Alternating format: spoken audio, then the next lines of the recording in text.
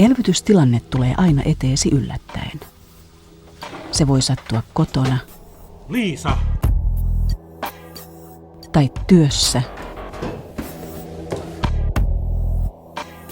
Tai harrastusten parissa.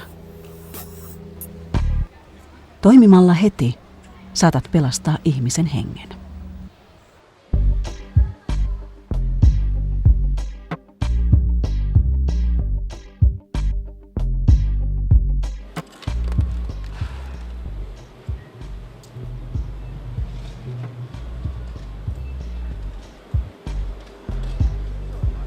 Niin, mut siinä vaan lyhin kääpien jengistä. Just mahtuu kääpien jengiin.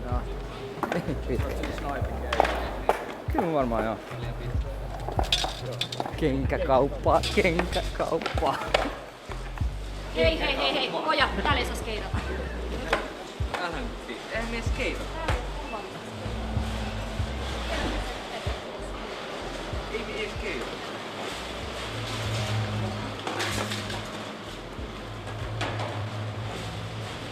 Hei, mikä sulla? Hei, herää. Hei, tulkaa auttaa. Soita 112.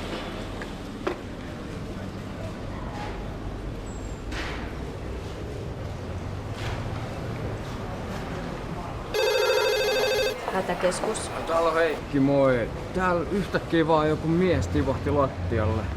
Ja mikä se on osoite? Tää on tää keskustan Prisma. Voitko tarkentaa missä? Hyvinkäällä. Selvä. Hyvinkäällä. Onko hän hereillä? Ei. Puhuuko hän? Ei. Hengittääkö normaalisti? Se ei hengitä. Ei hengitä. Selvä. Älä sulje puhelinta, hälytä nappua. Hyvinkää 191 ja 11. Tehtävä 700 Aarne. Hyvinkää Prisma. Hyvinkää 191 ja 11. Tehtävä 700 Aarne. Hyvinkää Prisma.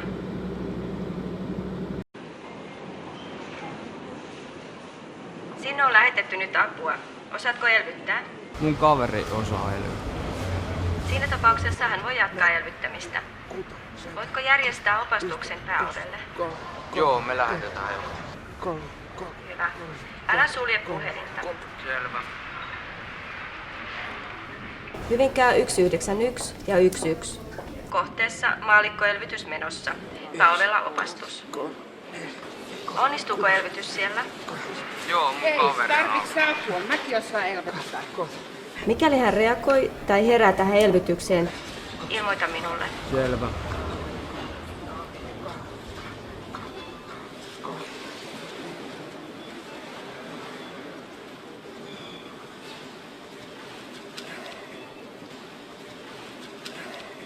Yksi, kaksi, kolme, neljä, viisi. Yksikkö onkin jo perillä, joten nyt voit sulkea puhelin. Hyvä, kiitos. Hei. 16, 20. Jaha, mitäs täällä on tapahtunut? Tää äijä tuupertaa. Aha, näitkö sinä, kun hän tuupertui? Joo, näin. Ja frendi soitti sit saman tien hätäkeskuksen. Tosi hyvä, jatkakaa vielä elvyttämistä. Karottispulsaatio ei tunnu, potilas ei hengitä. Hän on eloton. Me jatketaan tästä elvyttämistä.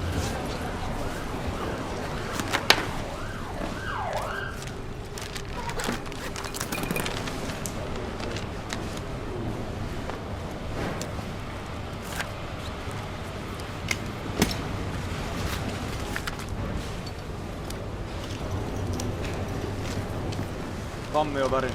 Huomio, isken. Erite potilaasta. Ensimmäisenä ihan lähtökohtaisesti koitetaan sillä defibrillaattorilla saada se pulsoiva rytmi. Ja sitten heti sen jälkeen laitetaan se intubaatio eli hengitysputki. Ja sen jälkeen pyritään avaamaan kaulalaskimoon eli jukulaarikseen tähän isolla kanyylillä suoniyhteys, josta voidaan sitten potilaaseen laittaa lääkkeet. Mikäli potilaalle saadaan pulsoiva rytmi ja spontaani hengitys, niin potilasta lähdetään sitten siirtämään sairaalaan. sehän on ihanne, että potilaalle tulee se pulsoiva rytmi ja spontaani hengitys. Se on taistelu aikaa vastaan.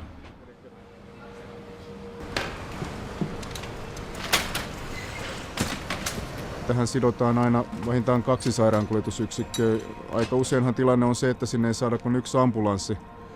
Toinen yksikkö on sitten yleensä joku pelastuspalolaitoksen sammutusyksikkö. Semmoinen 4-6 henkeähän on hyvä olla. Se on aika raskasta se potilaan elvyttäminen, paineleminen ja sitten sen siirtämisenkin tulee tapahtua aika nopeasti sen jälkeen, kun jotain saatu aikaa, eli käsiä tarvitaan.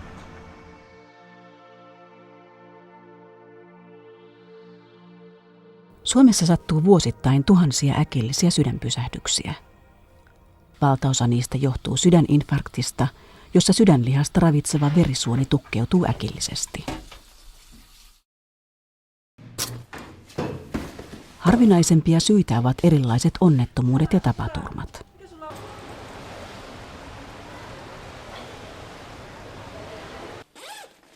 Kun sydän lopettaa pumppaustoimintansa, verenkierto pysähtyy ja elimistö alkaa kärsiä hapen puutteesta. Elvytyksellä voidaan säilyttää pieni hapekkaan veren virtaus aivoihin ja sydämeen. Näin estetään niiden vaurioituminen ennen kuin normaali sydämen toiminta palautetaan.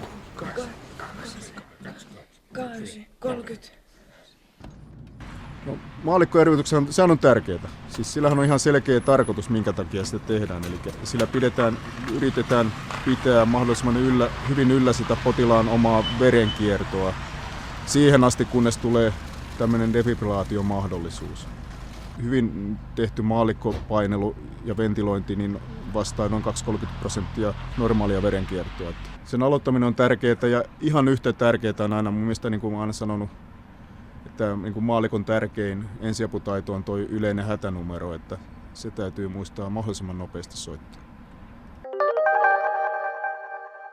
Keväällä 2006 määritellyt uudet toimintaohjeet kertovat, kuinka voit ylläpitää elimistön hapen saantia parhaalla mahdollisella tavalla sydänpysähdyksen sattuessa. Jos löydät elottomalta vaikuttavan ihmisen, yritä saada hänet hereille. Puhuttele äänekkäästi ja ravistele. Hei! Herätys! Herää! Kuinka voit? Jos et saa häntä hereille, tee hätäilmoitus numeroon 112.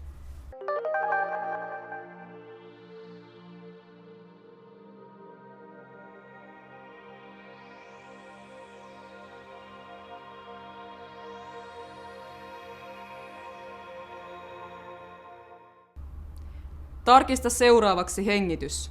Avaa ensin hengitystiet kääntämällä päätä taaksepäin. Nosta leuan kärjestä ja paina otsasta. Kokeile poskellasi, tuntuuko ilman virtausta. Tarkkaile samalla, liikkuuko rintakehä.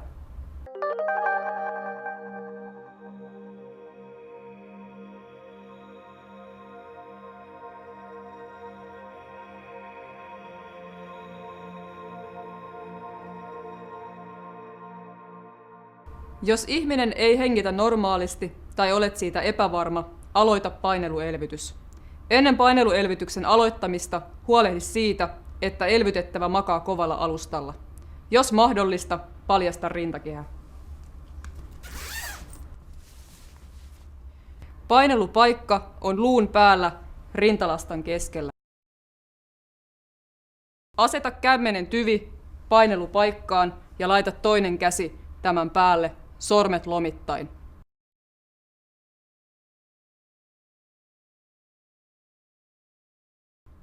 Painele kyynärvarret suorina, kohti suoraan yläpuolelta 30 kertaa. Painelusyvyys on 5 senttimetriä, painelutaajuus noin 100 kertaa minuutissa.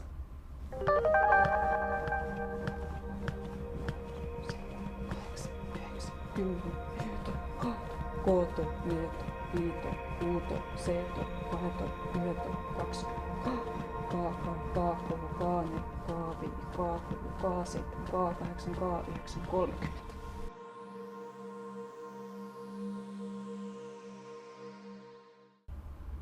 Siirry seuraavaksi puhalluksiin.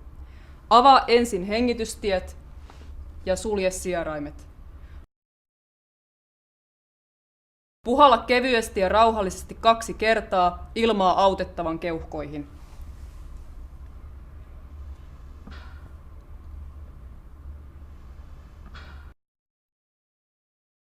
Tarkkaile samalla, että rintakehä liikkuu.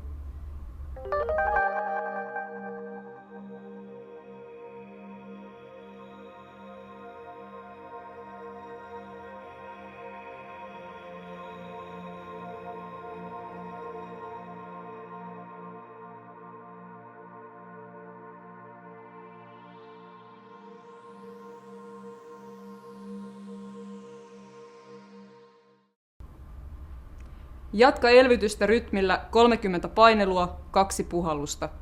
Mikäli paikalla on muitakin elvytystaitoisia, vaihtakaa elvyttäjää vähintään 2 minuutin välein, jotta elvytys säilyisi tehokkaana. Jatka elvytystä, kunnes ammattiapu saapuu paikalle ja saat luvan lopettaa.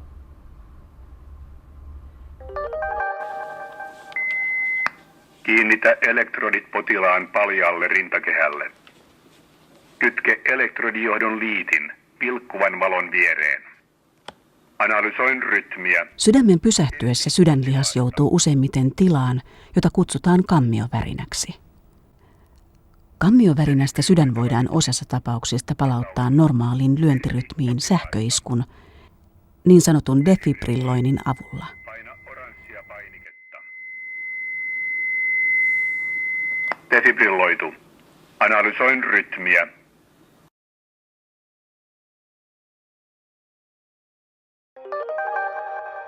Se, kuinka pitkä aika kammiovärinän alkamisesta kuluu defibrillaatioon, on keskeinen autettavan selviämiseen vaikuttava seikka. Tästä kaavakuvasta näemme, kuinka selviämisen todennäköisyys pienenee ajan kuluessa. Punainen käyrä näyttää tilanteen ilman painelupuhalluselvytystä ja vihreä sen kanssa. Kuten näemme, heti aloitettu elvytys 2- jopa 3-kertaistaa autettavan selviämismahdollisuuden. Tärkeintä on aina ehkäistä sairauksia ja tapaturmia ennalta ja tunnistaa sairauksien oireet ennen kuin hätätilanteeseen joudutaan. Elvytystilanteiden syntymistä ei kuitenkaan voida täysin estää.